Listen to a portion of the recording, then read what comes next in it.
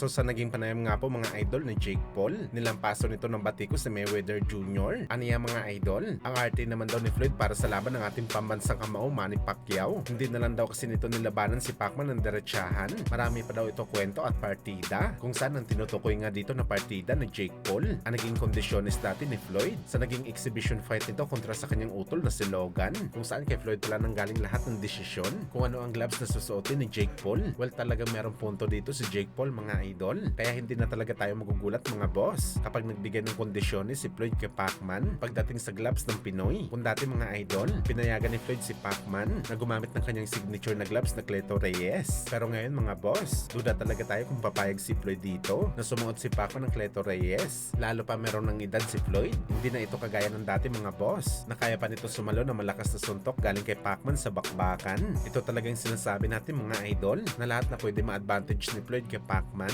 gagawin talaga nito ang lahat mga idol ng paraan. Wag lang madungisan ng kanyang record. Simpleng bagay lang itong gloves mga idol, pero malaking impact ito kay Pacman dahil nasanay na ito gumamit ng Cleto Reyes na gloves. Samantala General Casimero, sinabing sigurado paldo daw siya sa laban kay Nery, at kapag siya daw ang trumabaho mga idol, basic lang daw talaga sa kanya si Luis Nery sa bakbakan. Well, isang malupit nga ito na mensahe ng Pinoy mga idol para sa Mexican fighter. Meron naman sumang-ayon sa mga sinabi ni Alas, pero meron naman ayaw maniwala dito dahil sinabi na daw ito nung nakaraan ni Alas mga idol sa naging laban ito kontra sa tinalo ni Nery na si Kamida. Paldo daw si Alas, pero pagkatapos ng laban kay Kamida, ang hapon pala ang pumaldo. Bagamat malalaman naman natin mga idol sa naging pahayag ni Luis Nery, aniya kahit 37 anyos na si Casimero, kailangan talaga nito mag-ingat sa bakbakan dahil malakas at agresibo daw ito gumalaw. Hindi daw pwede patulog-tulog dito si Nery sa laban kay Casimero, baka madali ito sa bakbakan.